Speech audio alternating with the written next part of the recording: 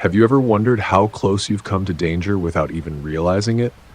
At Shivering Vault, we take you there, one story at a time.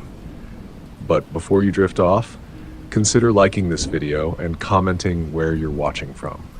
Now, let's dive into these chilling stories.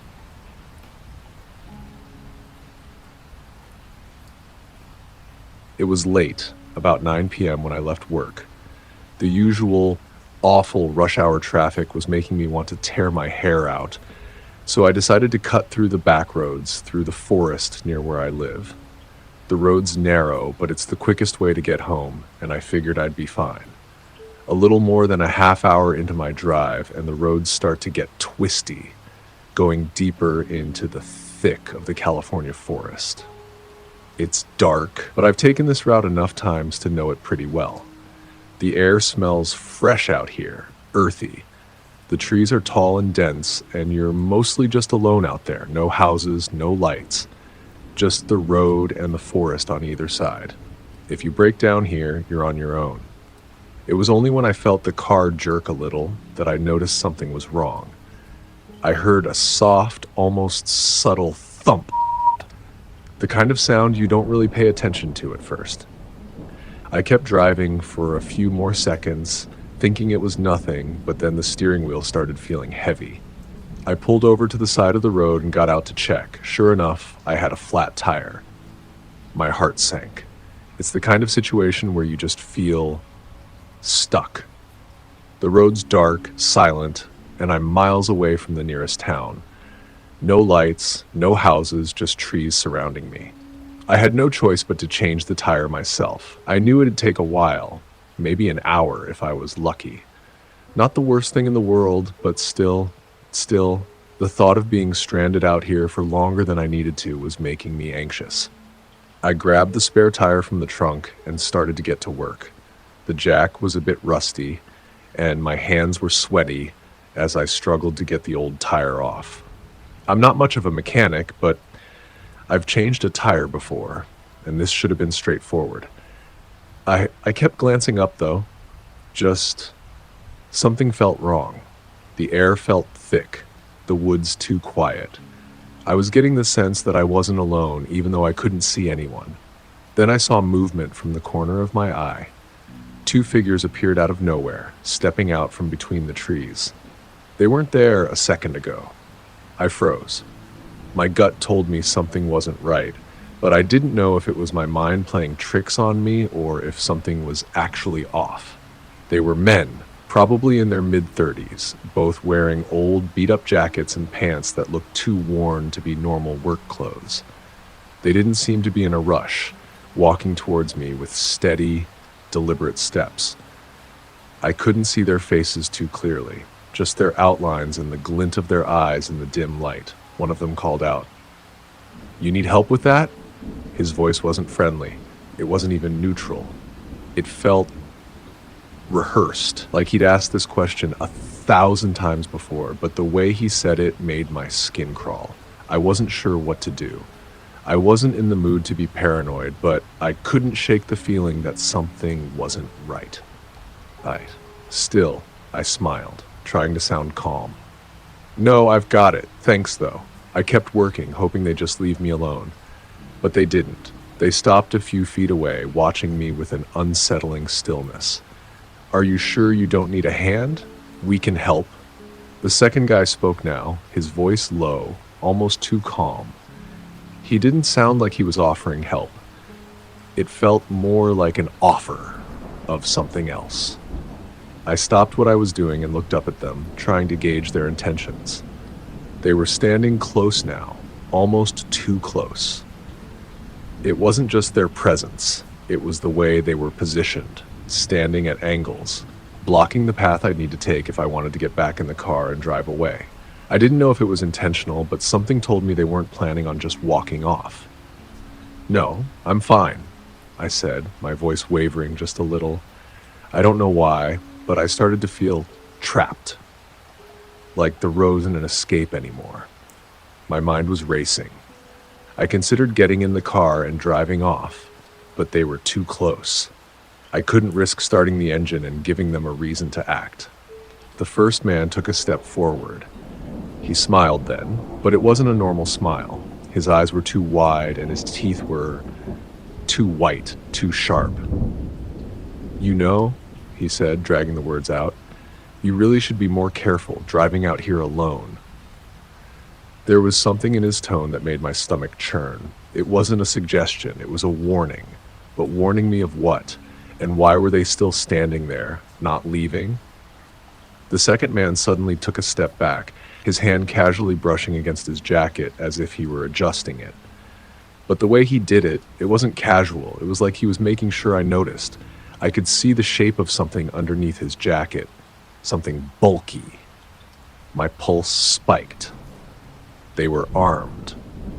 I slowly started backing up, my heart pounding in my chest. My mind was scrambling. Should I just bolt, try to outrun them? What if they chased me? "Listen," I said, trying to keep my voice steady. "I really need to finish this. I don't want any trouble." I forced a smile, but it felt weak. But they didn't seem to care about that. The first man stepped closer, his eyes fixed on mine like he could see straight through me. "We're not here for trouble. Don't worry." He smiled again, but this time I could see the malice behind it. "We just want to help you out." I couldn't take it anymore. My hands were shaking, my breath shallow. Every part of me was telling me that this wasn't just a casual encounter. This was something else, something dangerous. In a split second, I made up my mind. I threw the spare tire into the back of the car, jumped in, and slammed the door shut. I didn't even think about locking the doors. I just started the car and hit the gas, tearing off down the road. The last thing I saw in my rearview mirror was the two men standing there, watching.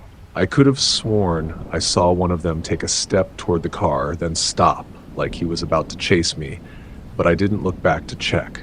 My hands were shaking too badly. I drove straight home, didn't stop for anything. The whole time, I kept replaying everything in my head. Their eyes, the way they looked at me, the way they moved. I'm sure they were planning on robbing me, or worse. Now, whenever I think about that night, I can't shake the feeling that something was wrong with that road. Maybe it wasn't just the men I should have been worried about. The whole place, that forest, felt wrong. I don't take that detour anymore, and I don't drive through that forest at night.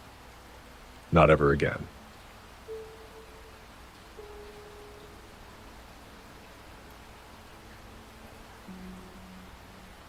I've always been someone who enjoys being outdoors, hiking, fishing, and especially mushroom foraging. There's something about getting away from it all and spending time in nature that calms me. So when a friend of mine told me about this remote part of the forest near our home in California, I figured I'd check it out for some foraging. It was far away from the usual hiking trails, so I thought it would be the perfect place to find some rare mushrooms and just have a peaceful day. It was a crisp morning when I left the house. I packed up my backpack with a knife for cutting mushrooms, a small water bottle, and a few snacks. I made sure to tell my wife where I was going, just in case something happened. You know, just in case. I didn't think it was going to be a dangerous hike. It was a bright, clear day, and it didn't feel like I had much to worry about. I drove about 20 minutes out of town, where the roads started to get bumpy and narrow. The place I was headed to wasn't on any maps. It was one of those spots that locals know about but isn't marked anywhere for tourists. I've been into the woods many times before, so I wasn't worried about getting lost. I just knew that if I went off the trail a little, I'd find some good mushrooms. The first few hours were peaceful. I wandered along the forest floor, my eyes scanning for any sign of mushrooms. The air was fresh, and the only sounds were the wind rustling through the trees and the occasional bird call. It was the kind of quiet that makes you feel completely isolated, which I liked. There was nobody else around, and it felt like I had the whole forest to myself. But then, around midday, things started to feel off. It wasn't something I could put my finger on at first, just a vague feeling that I was being watched. I chalked it up to paranoia. After all, I was deep in the woods, far from any kind of civilization. But as I moved deeper into the forest, that feeling only intensified. I couldn't shake the sensation that something was out there. Every now and then I'd pause, looking around, but I never saw anything. Still, that feeling wouldn't leave me. I tried to ignore it and kept walking, thinking it was just my mind playing tricks. And then I saw him. At first, I thought it was just another person, maybe another forager or hiker. I saw a figure in the distance moving slowly through the trees. It wasn't unusual to see someone else in these parts, but something about the way he was moving made my stomach twist. He was walking at an odd pace, as if he didn't care about being seen. I don't know why, but it felt wrong. I paused and crouched down behind a cluster of bushes, trying to get a better look without him noticing me. I could see he was wearing dark clothes, a hoodie pulled up over his head. He was dragging something behind him, something large and bulky that he was pulling across the ground. My first thought was maybe he was out there hunting or doing some kind of work, but then I noticed the bag he was dragging. It wasn't just any bag. It looked heavy, and it looked suspicious. I couldn't tell for sure, but it was the shape of the thing that bothered me. It was too large, too odd, and the way he was pulling it made it look like it was filled with something that shouldn't be in the woods. My heart started pounding. I stayed perfectly still, trying not to make a sound, but my curiosity got the better of me. I couldn't stop watching him. He kept dragging the bag through the trees, moving with a strange, deliberate pace. It felt like I had stumbled upon something I wasn't meant to see. Maybe he was just a person out there doing something harmless, but everything about this felt off. The bag, the way he moved, the fact that he didn't seem to care if I saw him. Something wasn't right. And then, just like that, he stopped. He didn't turn or make any sound, but I could tell he had sensed me. He stood still for a moment and I held my breath. My stomach dropped and my heart started racing. I knew I had to leave. I couldn't stay there. But before I could even make a move, he started walking toward me. He didn't run. He wasn't charging at me or anything dramatic like that. He just walked, slowly, steadily in my direction, like he knew exactly where I was. I felt a wave of panic hit me, but I couldn't move. It was like my body was frozen. I didn't wait any longer. I pushed myself to my feet and sprinted, my feet pounding the forest floor as I tore through the brush. My chest was tight and my mind was racing, but I didn't dare look back. I could hear him now, his footsteps picking up speed behind me, but I didn't want to know how close he was. I just ran. The undergrowth made it harder to move quickly, but I kept pushing myself forward. I could feel my legs burning, my lungs screaming for air, but I couldn't stop. I couldn't afford to stop, not with him chasing me. After what felt like forever, I finally broke through the trees and into a small clearing. There, on the edge of the forest, was a narrow dirt path that led back toward the main road. My heart raced, my breath ragged, but I didn't stop to think. I pushed myself harder, willing my legs to carry me faster. I didn't hear him anymore. The sounds of his footsteps had faded, and I dared a quick glance over my shoulder. I didn't see him. Maybe he had stopped. Maybe he had given up. But I wasn't about to take the chance. I just kept running. I reached the road and my hands were shaking as I looked around, praying for any sign of a car. It felt like I was losing my mind, like I was imagining things. But then a car appeared. I waved frantically, and the driver, seeing the panic in my eyes, pulled over. I didn't say much. I just got in the car and told the driver to take me away from there, as fast as possible. When I got home, I called the authorities, but when they went to investigate the area, they found nothing. No sign of the man, no trace of the bag, nothing. They told me I was probably just seeing things. Maybe it was someone else out there, just minding their own business. But I knew what I saw. and I couldn't shake the image of that man dragging that heavy, suspicious-looking bag through the trees. I haven't been able to stop thinking about it since. I don't know what he was doing out there or what was in that bag, but I know one thing for sure. I'm never going back to that part of the forest again.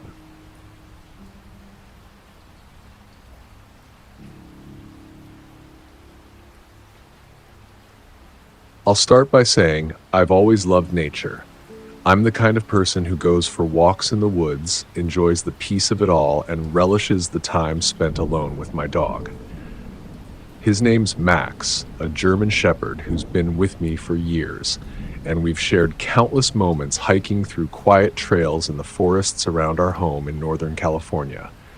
It's something we both enjoy, just the two of us, out in the open, with no distractions. But I never imagined that one of our routine walks would turn into a nightmare. It was a Wednesday afternoon when it happened. The weather was nice, warm but not too hot, with a slight breeze that made the trees whisper softly as we walked along a quiet trail about a mile from my house. This wasn't a popular trail, it was more remote, with fewer people on it. I'd been here countless times before, and I usually saw maybe one or two other hikers, but the trail was generally pretty deserted. It's the kind of place you go if you want to be alone, and that's exactly why I loved it. Max and I were about halfway through our usual loop when I first noticed him. At first, it wasn't anything alarming. I just saw a figure in the distance, moving along the trail behind me. I thought nothing of it at first. Maybe it was another hiker, just enjoying the woods like I was. I didn't even look twice. But after a while, I noticed something strange. Whoever it was, they weren't catching up. They were staying a good distance behind me, but they weren't getting any farther away either. It was like they were pacing me. I glanced over my shoulder, trying not to make it obvious, but I still saw him. The man wasn't particularly tall, but he was wearing a dark hoodie with the hood pulled up, even though the weather was warm. His face was obscured in shadow, and I couldn't make out much more than the outline of his body, but something about the way he was walking sent a cold feeling down my spine. Max noticed too. He had been walking calmly as usual, but now he was starting to act a little off. His ears were up, his body tense. He didn't bark or growl, but I could tell something wasn't sitting right with him either. Max was a well-trained dog, not easily spooked, but whatever was going on had his attention. I continued walking, trying to shake off the unease creeping up my spine. Maybe he was just another hiker who'd been keeping pace with me, but I couldn't shake the feeling that something was wrong. The man was still behind me, staying exactly the same distance away, and the longer I walked, the more it felt like he was just following me. After a few more minutes of walking, I decided to test it. I slowed my pace slightly, trying to see if he would close the gap. He didn't. It was as if he was purposefully maintaining the same distance. Now I was really getting uncomfortable. I decided to change direction and turn down a different fork in the trail, one that led deeper into the woods. If this guy was just a normal hiker, he'd probably continue on the main trail. But the moment I veered off, I saw the man follow me. Not a second after I changed direction, he turned too. I wasn't sure what to do. I was starting to get a little nervous, but I told myself it was probably just my imagination. After all, it was still broad daylight and Max was right there with me. But that didn't stop the growing pit in my stomach. I stopped walking and waited. I turned around to face the man, hoping that he'd see that I had noticed him and maybe he'd go on his way. But when he saw me turn, he didn't stop. Instead, he took a few steps closer. Not fast, not aggressively, but just enough to make me feel the tension rise in my chest. "Hey, everything okay?" I called out, trying to keep my voice steady, but it wavered a bit. I don't know why I asked. I think I just needed some kind of confirmation that I wasn't being paranoid. But the man didn't answer. He just kept walking slowly toward me, his eyes still hidden by the hood of his sweatshirt. There was something about the way he moved, like he wasn't in any rush, but still intent. He wasn't acting like a hiker or even like someone who was lost. He was acting like he had all the time in the world, like he was waiting for something. My heart began to race. Max, who had been calm up until now, started growling low in his throat. That was when I knew this wasn't just a coincidence. This wasn't a normal person out for a walk. Something was off. I took a step back, trying to distance myself from him, and that's when I heard it. A slight rustling noise behind me, and then a snap of a branch. My head whipped around, and I saw the man was no longer alone. There was someone else emerging from the trees just a few feet away from where I had been standing. I felt a jolt of panic shoot through me, but I didn't run. I couldn't. I had Max with me, and running could make things worse. The second man wasn't the same build as the first, but he was tall and broad-shouldered, and he was carrying something in his hand, a large, jagged rock. That's when I knew. These guys weren't just following me. They were planning something. I turned to face the man with the knife, the one I had first noticed. He was holding something now, but it wasn't a knife. It was a large, rusted metal pipe. I was starting to panic, but I kept trying to calm myself down. I had to think. I had to make a move before they could get any closer. I grabbed Max's leash and gave him a firm tug. "Stay," I whispered, and for once he listened, his growl turning into a low whine. The man with the pipe took another step toward me. I could feel the sweat dripping down my back, my hands shaking. I knew I wasn't going to be able to outrun them, and I wasn't sure if I could fight back. Just then, the first man, the one who had been following me from the start, lunged. He was running straight at me, the metal pipe raised high. My heart nearly stopped. But before I could react, Max exploded into action. With a deep, terrifying growl, he launched himself at the man, sinking his teeth into the man's leg. The man screamed, stumbling back in shock. Max didn't let go, his jaws locked tight, and I could see the panic in the man's eyes. He dropped the pipe, trying to pull away, but Max wasn't backing down. "Max, stop!" I shouted, panic rising in my chest, but he didn't listen. He was locked onto the man, his teeth digging in deep. The second man, who had been creeping closer, froze in fear. I didn't hesitate for a second. I took my chance, grabbed Max's leash, and yanked it hard, pulling him away from the man. Max finally let go. My heart raced as I turned and sprinted, Max's paws pounding the earth beside me. The man's frantic yells echoed behind us, but I couldn't risk looking back. We just ran, the terror fueling my every step. We didn't stop until I reached a nearby road where a passing car saw me and pulled over to help. They called the cops for me, and by the time the authorities arrived, the men were gone. They found traces of the struggle, footprints, blood, the abandoned pipe, but no sign of the attackers. I don't know if they were after me for some sick reason or if they were just waiting for someone to stumble into their trap. But I do know that if it weren't for Max, I might not be here to tell the story. I don't go on those trails anymore. Not alone, anyway. And Max? He's always by my side now, even on the shortest walks. I'll never forget the look in those men's eyes, and I'll never forget the way Max protected me that day.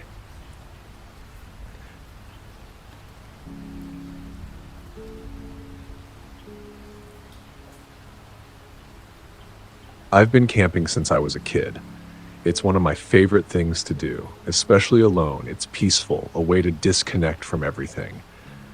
So when I decided to take a weekend trip to a remote spot in the Sierra Nevada foothills, I wasn't worried at all. I didn't think anything could go wrong. This was a place I'd been before, a quiet, secluded area where few people venture.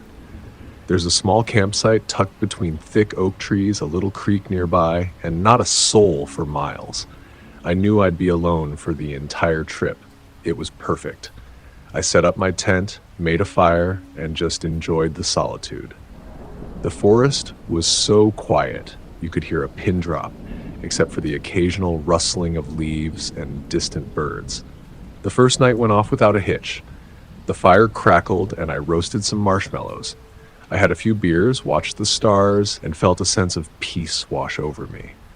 It wasn't until the second night that things started to feel off.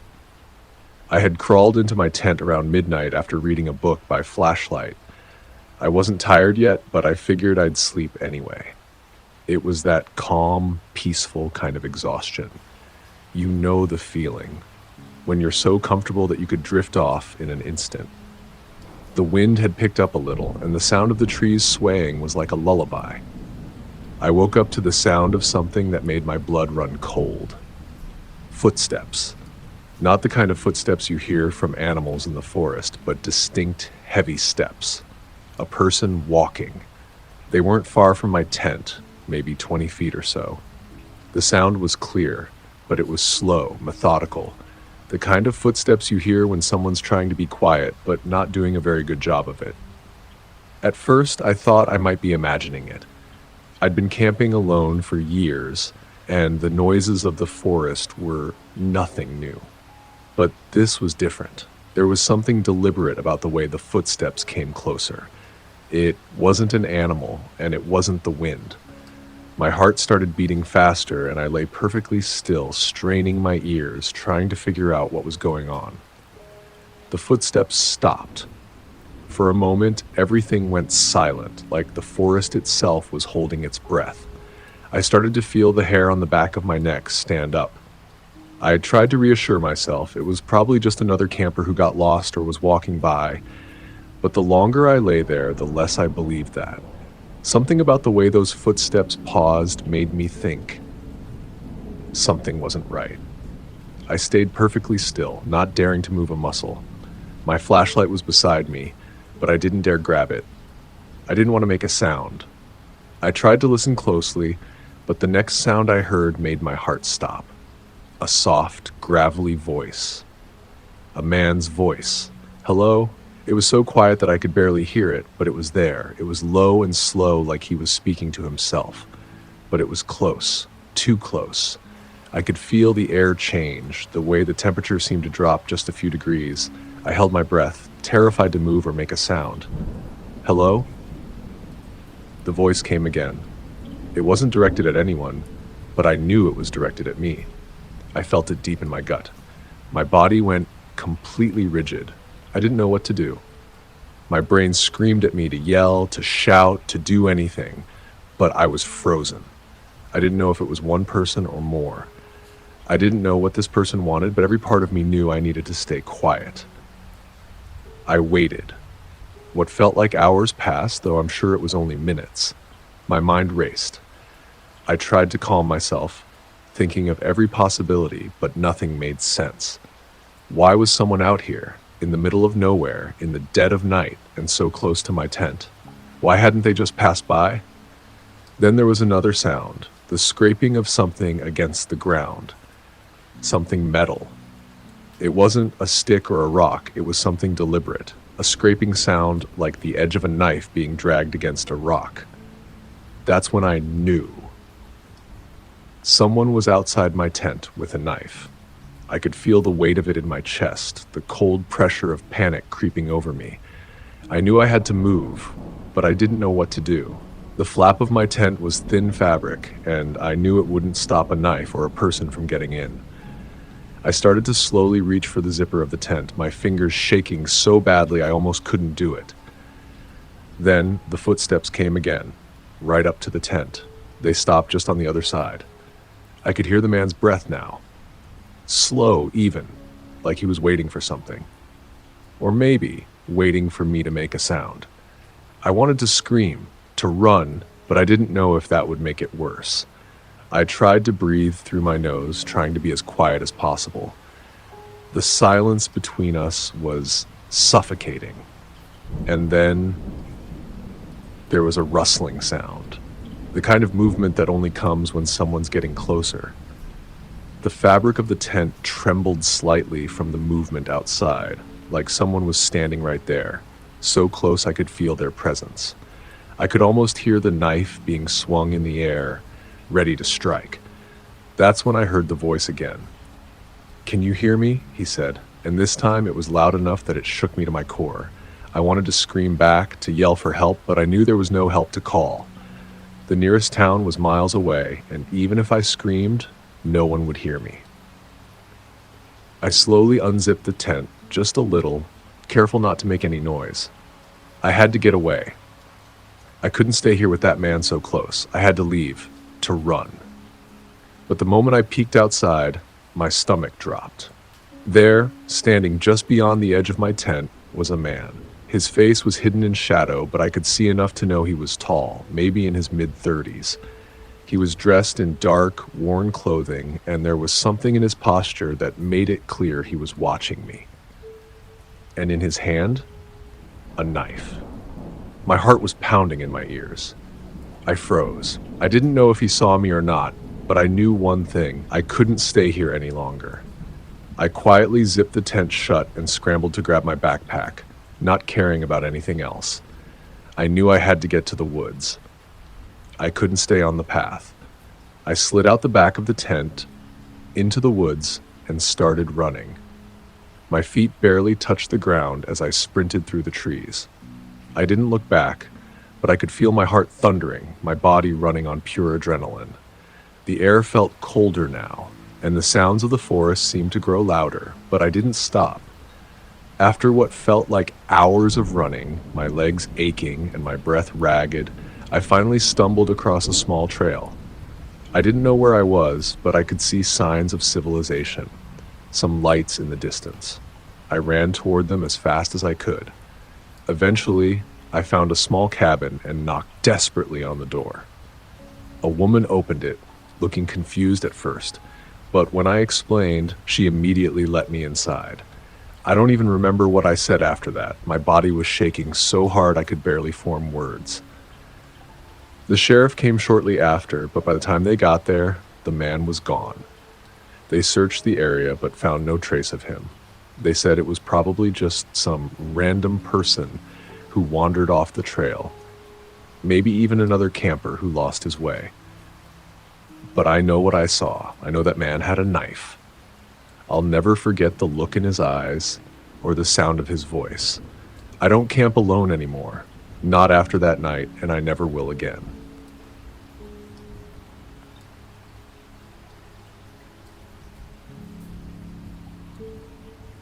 It wasn't like I was new to hiking. I'd done my fair share of outdoor trails in the past, but this one felt different. I guess it was mostly the forest itself. The trees were taller than I had ever seen, and the air was thick with that earthy, damp smell that sticks to your clothes long after you leave. We were supposed to be doing an easy loop, not far from where I live in California, and the group I joined was made up of people just like me. People who wanted to get out of the city and breathe some fresh air. There were maybe 7 or 8 of us, all strangers to each other at first, but the group was friendly enough. We all introduced ourselves, joked around, and shared a bit about why we were there. We started off on the main trail.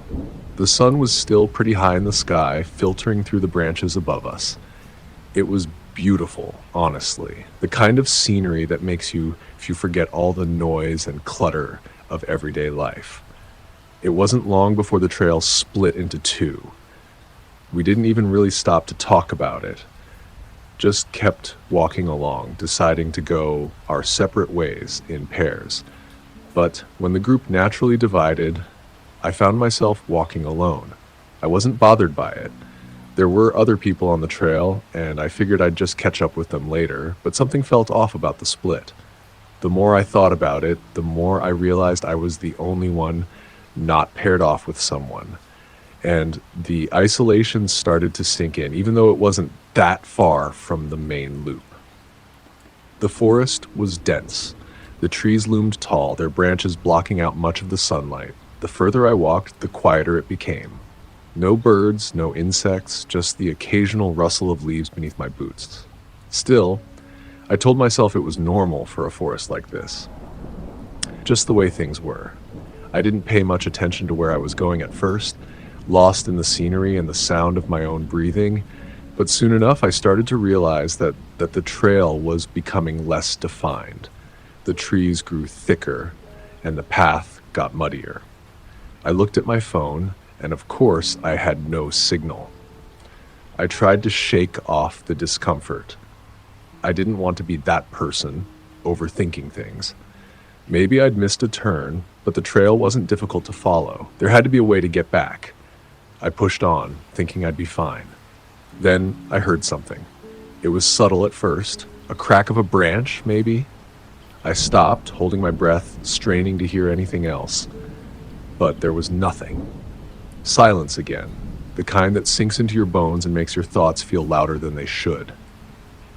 I shook my head. I had to be imagining things. So I kept walking. After a while, the trail turned, or maybe it had turned a while ago, and I hadn't noticed. At some point, I realized I hadn't seen a single other hiker since I'd split from the group. The trail felt more isolated, more wrong somehow. The trees around me seemed to close in, and the air grew colder.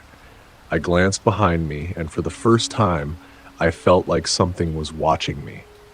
But no one was there. I tried to keep moving, but the more I walked, the more I felt that rising sense of panic creeping up on me. There was no sound, no other hikers, no birds or bugs or rustling of the wind. I felt like I was walking deeper into a part of the forest that shouldn't exist. That's when I saw him. A man standing at the edge of the trail, barely visible through the trees. He was just standing there, not moving, not looking at anything. He didn't belong. He looked out of place, his worn hiking jacket blending too easily into the shadowed background. He looked like someone who had been out there far too long, but there was something unsettling about his stillness. His eyes were fixed on me, and in that moment, I froze. "Need some help?" he asked, his voice low, almost like a whisper, despite the fact that there was no one else around. I could feel my heart hammering in my chest. I took a step back instinctively, my hand reaching for my water bottle as if I could somehow defend myself with something so trivial. "No, I'm fine," I said, but even I could hear the tremor in my voice. The man didn't respond right away. He just kept staring at me with an unsettling calm. "You sure about that?" he asked after a beat, his lips curling into a smile that didn't reach his eyes. "Looks like you're lost." "I'm not lost," I replied, too quickly, and even I knew I wasn't convincing. My eyes darted around, looking for something familiar, but everything looked the same. The dense trees, the same path winding through them. "I'm fine. I'm just trying to find my way back." The man took a slow step forward. "I know this area pretty well. I could guide you back," he said, but there was something in his tone, something soft, too deliberate. I felt that gut instinct again, a sharp warning crawling up my spine. But I didn't run. Not yet. "Thanks, but I'm fine," I said, trying to sound firmer than I felt. He didn't seem to care about my words. He just kept coming closer, his movements slow but deliberate. "You don't have to be afraid of me," he said, almost soothingly. "I'm not going to hurt you. Not unless you force me to." The air thickened around us. I couldn't explain it, but it felt like the forest had turned against me. The trees loomed too close, the silence too loud. His eyes never left mine. In that moment, I realized that I had made a mistake. I should have turned around. I should have kept walking, kept looking for the others, but the path ahead now felt like a dead end. My only choice was to face him, or I turned to run. My feet stumbled on the uneven trail as I sprinted, the panic taking over. My breath caught in my throat as I pushed through the underbrush, barely aware of where I was going, just that I had to get away. The man's footsteps followed, quick and steady, matching mine. He wasn't running, he was tracking me. I didn't dare glance back. I couldn't. All I could hear were his footsteps, relentless. No matter how fast I ran, they stayed right behind me. Every instinct screamed to escape, but the dense woods made it impossible to tell which way I was going. And then, just as I felt like I couldn't go any further, I saw them. The rest of the hiking group, my group, I stumbled through the trees, gasping for air, and they pulled me in, their worried faces registering 1,000 different emotions all at once. The man wasn't behind me anymore. But when I looked over my shoulder, out into the depths of the forest, I thought I saw a figure standing just at the edge of the trees, watching me. His smile still lingered, but I didn't wait long enough to be sure. I didn't sleep that night.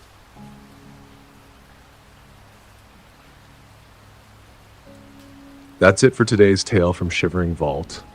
If you have a story worth sharing, drop it in the comments or send it our way.